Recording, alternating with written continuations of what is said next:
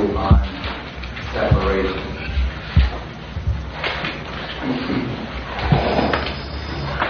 And take you on the roller coaster ride as we ride away from it and then back up to it.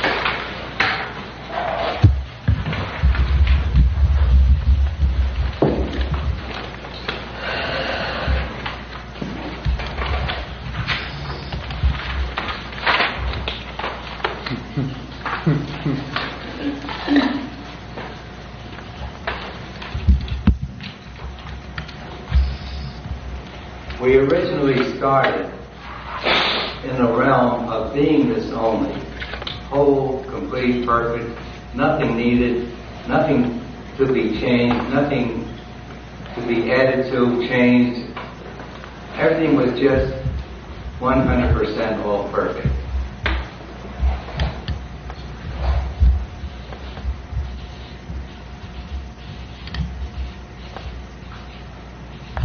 And that's the state of beingness. We were up there, we came down to the bottom, and we're on our way back up to the top.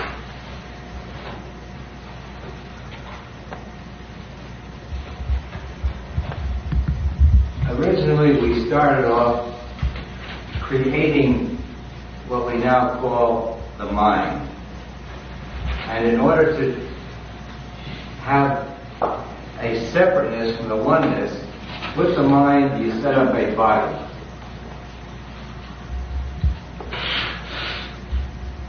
Called a causal body. There are three major main states we inhere in right now. And the top state is the causal.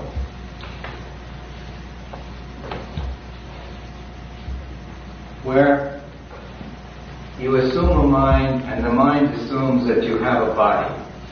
But the limitations on the body are so minimal you hardly see it.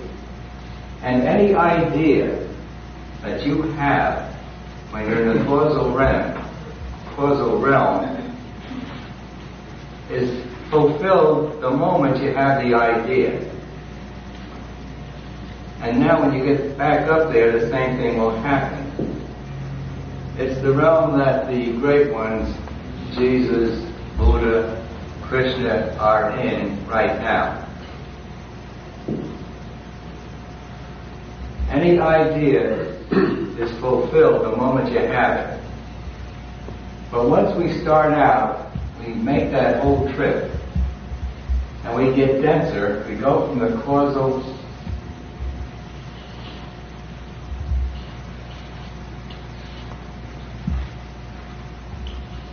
to the astral.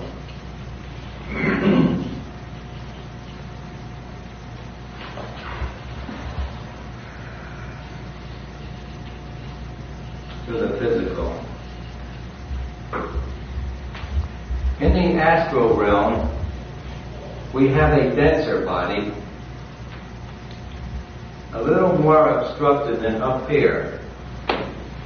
Our ideas are carried out in steps through connections and motions and meetings and so forth.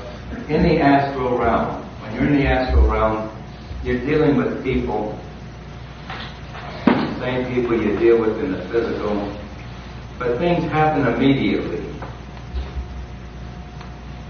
And when you come down into the physical, is where you really hang yourself up the most. Everything is done with difficulty, the greatest of obstaculation you can think of. You got to do this to get that, and you're subject to 1,000 things, and so forth and so on. And it is the slowest way of achieving whatever it is you wish. Now this is multi-millions of years. And if you want to know where we are, we're not there. We're right here. You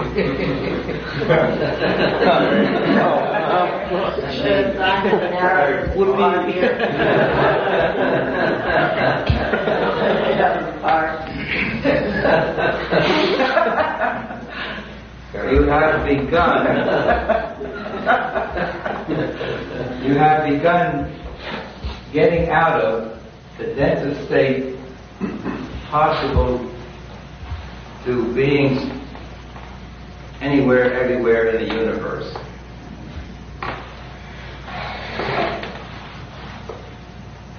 And most of you will go back into the astral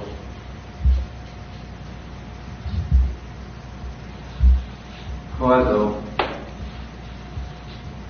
and then go home.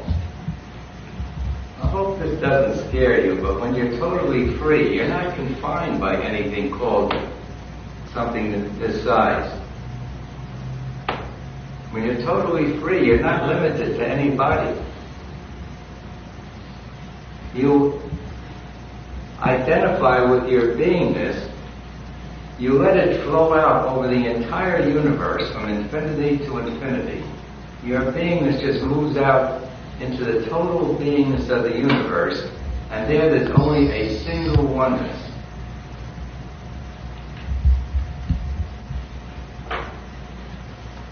But you do let go of the confinement called the body. You can see it's a limitation. It's this much. The body's not spread out over the universe, but your beingness is. And now you look at the body as being you, and therefore that's how big your universe is. As you let go, as you release, as you detach from the body, your beingness spreads out until eventually you just be your beingness only. And that's the ultimate state, and you will never ever be satisfied until you go all the way. You'll always be scratching for something, no matter how heavenly life gets. And it gets heavenly here, more so there.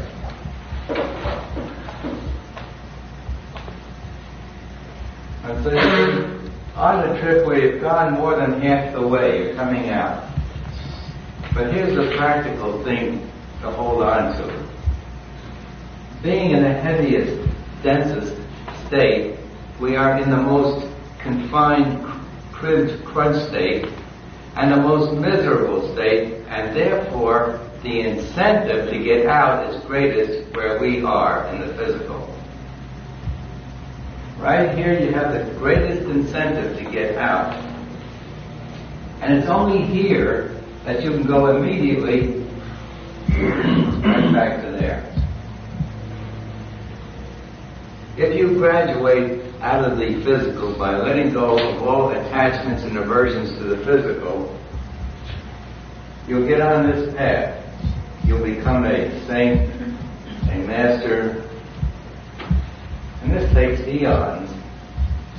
As heavenly as it is, there's always something missing, there's always something lacking, which is the top state. If you're aware of this, you can bypass what the large majority of us do. The large majority will do this.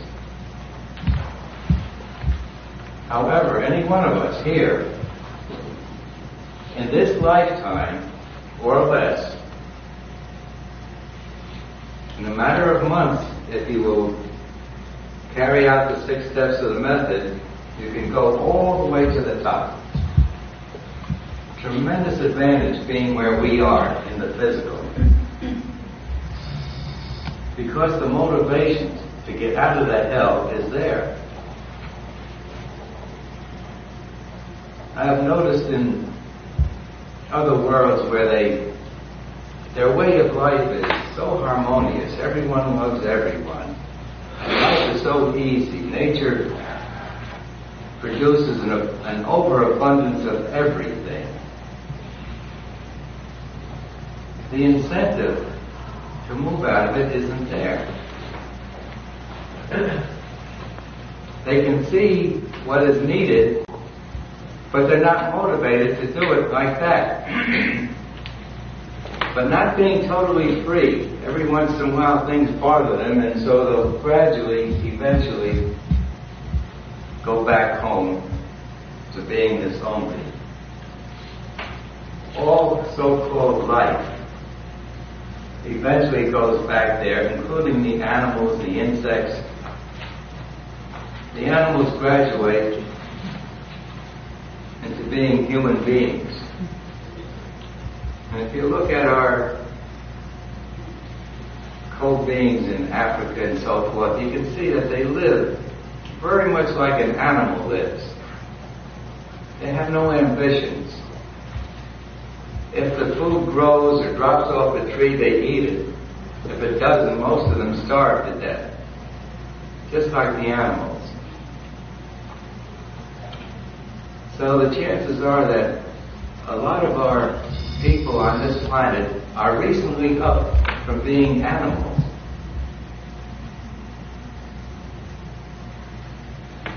At the same time, because it's such a low state, it provides the very best avenue to go free. Thank God for the hell. Because it pushes us to the heaven. So if you remember, the opportunities here are the very greatest and rare to go free. Other worlds are heavenly compared to this, and it puts us on a long trek of multi-millions of years before we go all the way.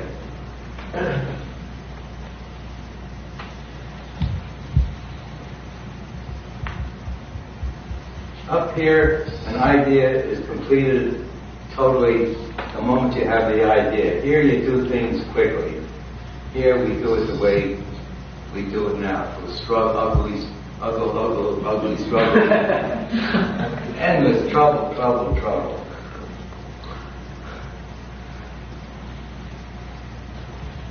And there's only one way up. It's letting go of all the restrictions, all the programs. Basically letting go of the feelings which are programs. All the feelings were put in as automatic programs to keep the body surviving. Release all your feelings, your mind goes quiet, and what I say to you becomes self-obvious. You see that you've always been whole, complete, perfect, all-knowing, all-powerful, and that you blinded yourself by identifying with the physical body, thinking you're limited and subject to it, identifying with the world as being a victim of it, whereas you actually created the world. There's nothing out there but your consciousness. Everything you see is in your mind. You take your mind and get rid of it, you're free. Your mind turns out to be the number one obstacle to your unlimitedness. But it's so awful, we have suppressed it. We call it unconscious. But now you have a way of undoing that unconscious mind. Every feeling was put in as a pro-survival program for the physical body. And every feeling is actually anti-survival. Release all those feelings, and you become very obvious to yourself that you were always all-powerful, all-knowing. And how long does it take? As long as you make it. How quick is it? As quickly as you'll do it. There isn't anyone here who couldn't do it in a matter of weeks or months. Because you've got the way. No feelings, your mind is quiet, you're self-obvious to yourself. Feelings, you're always doing something to try to keep the body surviving.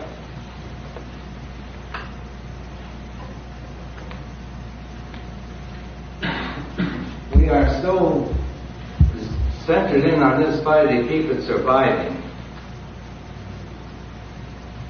we are preventing ourselves from going free immediately. I want to get practical from here on. How do we go from here up that way? Well, one excellent way is on the theme of givingness.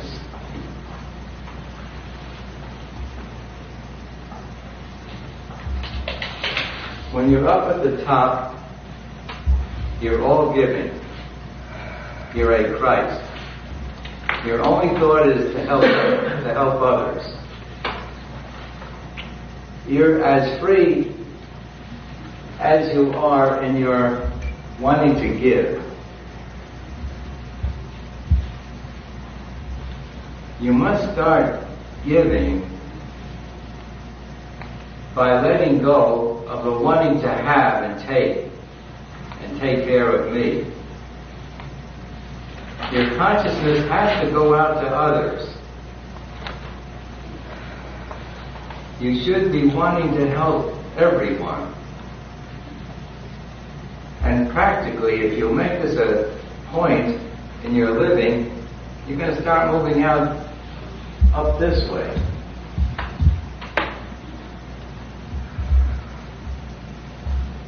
You've got to become a Jesus Christ. If he were here, would he come, what would he be doing? Opening up a grand religious business or something to make money?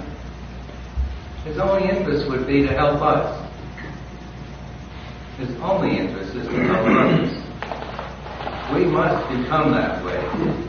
And practically you can do it by practicing it, making it a point. Our chart is a scale of givingness. The more we're to the left, the more we're wanting to have. The more we're to the right on the chart, the more we're wanting to give. Right in the middle of courageousness, you're equally giving and equally taking. Right there, you're 50% selfish to the left, and to the right, you're 50% selfless. You've got to become totally selfless to go free. You've got to get yourself up over the ag flap and move into the cap. Above courageousness, you have the inner energy to move up rapidly. Above courageousness, you can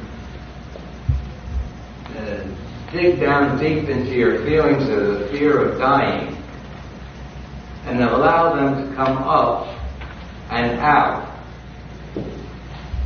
You lose the fear that if I let my fear of dying come up, I'll die.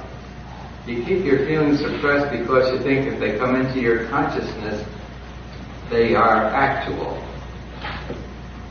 They are only feelings, and the feeling of dying is only a feeling. The truth is you cannot die. But you've got to move up in your sense of givingness. I think that's a more practical word than telling you to be more and more selfless. But it's in givingness that will go fast and high. No more thinking. The free state is no thinking whatsoever. The free state is working intuitively only.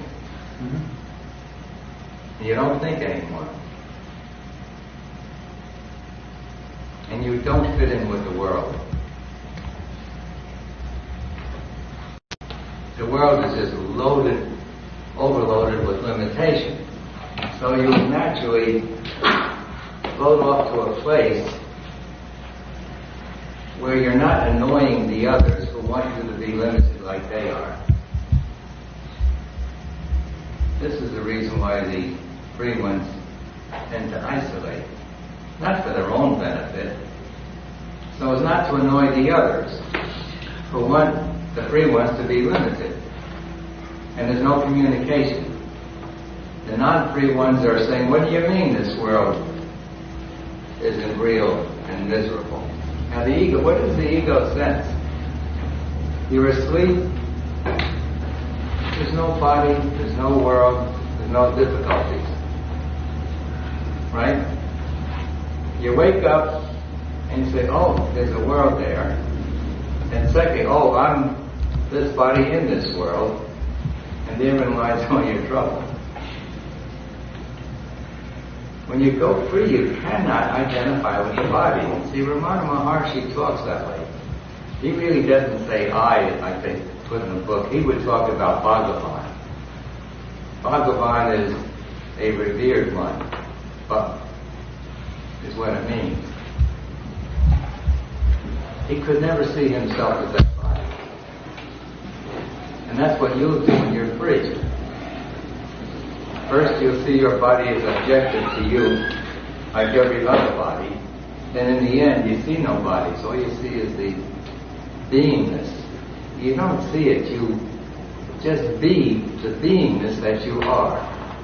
That's the ultimate state. You've got to be your beingness only. How? Release the fear of dying, and then the next step is not as difficult, the feeling of separation from the oneness.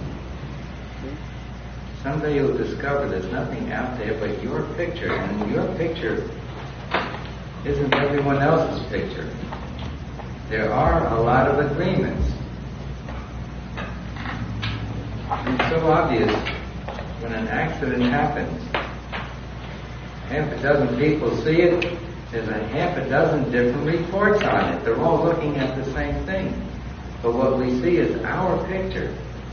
So if you see no destruction, there never will be any destruction for you. You see perfection, that's all you'll ever meet. So regardless of what seems to be out there, you've got to see the perfection where the seeming imperfection now seems to be. The imperfection is a seemingness, and very seeming. But you've got to get to see the perfection where the present seeming imperfection seems to be. And that will be your picture. And now as to the way to the top. The big question is, well, why don't I do it now? The answer is you don't want it, you want the world. Most people release to make the world a good world. Most people release to get out of misery, instead of releasing to get into the ultimate state. They release to get out of the problem.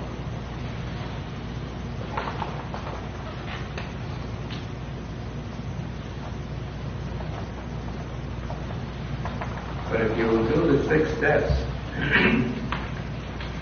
the 2 that you're not doing are making it constant, and the 6th step, making it a delightful trip all the way.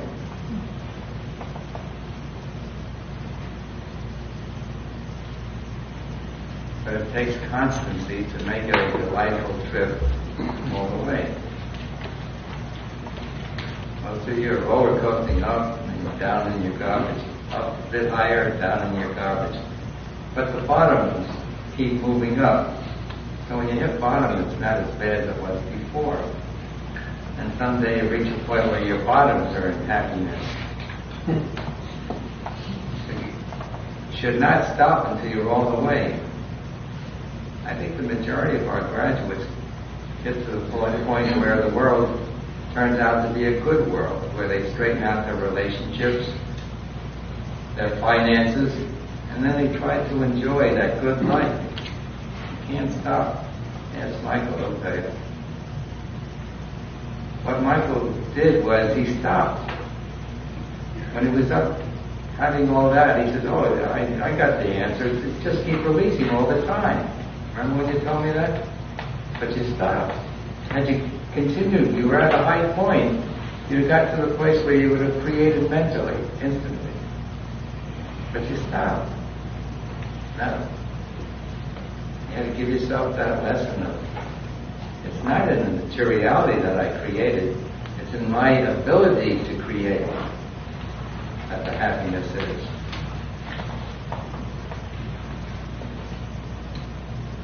You did a beautiful job on creating, I remember.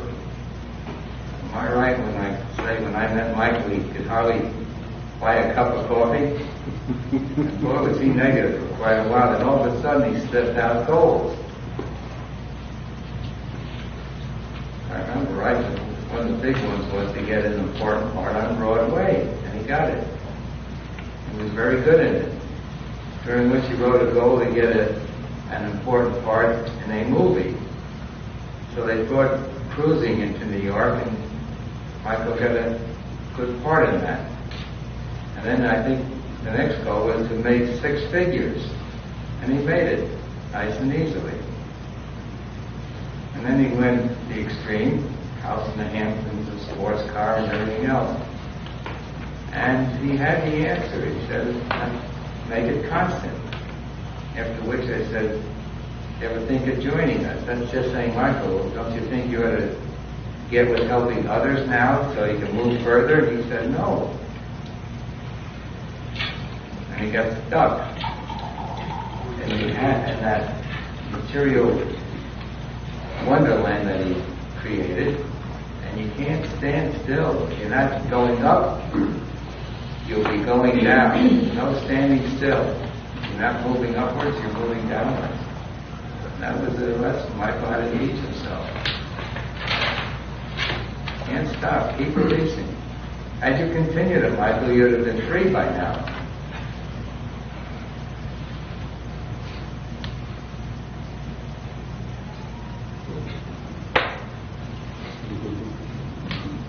By that I mean the ability to dematerialize that body and rematerialize it, to create anything instantly by effortless thought. You need these yardsticks to judge yourself by. Imperturbability, where nothing can anymore disturb you, not even death. Facing death doesn't disturb you one iota.